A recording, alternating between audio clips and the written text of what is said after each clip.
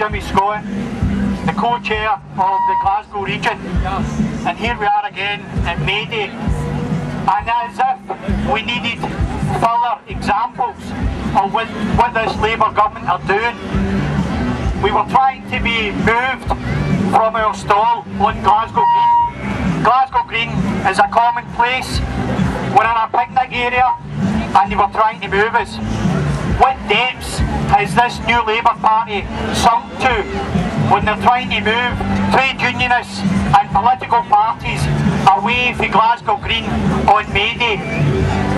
I think we have to remember we're the party of ordinary people. Ordinary people like the Glasgow women in the tenements in the 1917s and the 1960s that were fighting private landlords, and they managed to organise the men of the Clyde and marched into Glasgow. Nearly 100 years on, these vast wrongs have still not been righted. We're still fighting against privatisation. The Labour government are trying to take our pensions from us, telling us to work longer for less. We are the party of ordinary people, pensioners, and that's regardless of what colour your skin is, whether you're black, white, yellow, green or blue. We're the Scottish Socialist Party and we'll stick up for you at all costs. We've got 2 or 3 speakers here today, the first of which is Rosie Kane, Glasgow MSP. Rosie. Thanks very much. If I could sing, I would sing We Shall Not Be Moved, because we shall not be moved from here. A few years ago we were away out there outside the gate, and this year we're away down here. I think that's progress and that's what we're all about. And I have to say, the SSP have had an amazing year.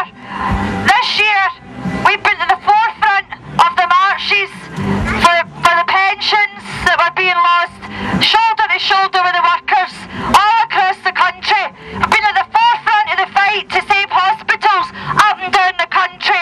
We've made huge impact in all of those areas. Jimmy talked about the women of the rent strikes. Well, it's coming back alive again because we've changed hearts and minds in the work that we do. And a few weeks ago at the Red Road Flats, a family of asylum seekers were raided. The Home Office turned up as usual, frightening the wits out of children, pulling them from their beds. But the neighbours, who a few years ago were suspicious and scared from the new citizens who had come into Glasgow, the neighbours got out their windows with pots and pans and they rattled them at 7 AM in the morning.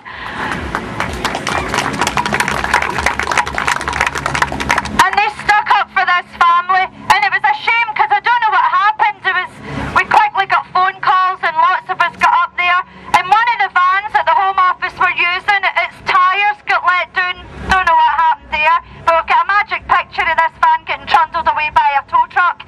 But we were there and we were making sure that the family knew that we were watching, and their neighbours were with them, hundreds of people making a noise.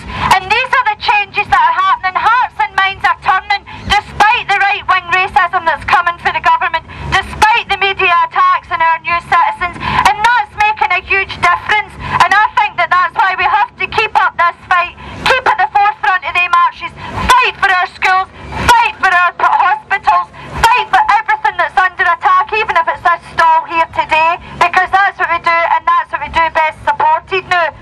This morning I saw Gordon Brown on the TV because I'm sick enough to watch these sort of programmes on a Sunday morning, and Gordon Brown was on, and Andrew Marr was saying to him, you know, so is it you next, will you be taking up the seat? And a lot of people are quite heartened that maybe Gordon Brown will be the next Prime Minister. Did Gordon Brown speak out against the attacks on the working class? Did Gordon Brown speak out against the attacks on the trade unions? Did he speak out against the attack on Iraq? And has he spoken out against the attacks on our new citizens? No, he hasn't. So it might be a different face, but it'll be the same old policies, and we have to bear that in mind. So it's brilliant to see you here today, and I want to welcome 2 new members to the party that I've just been yapping to her there.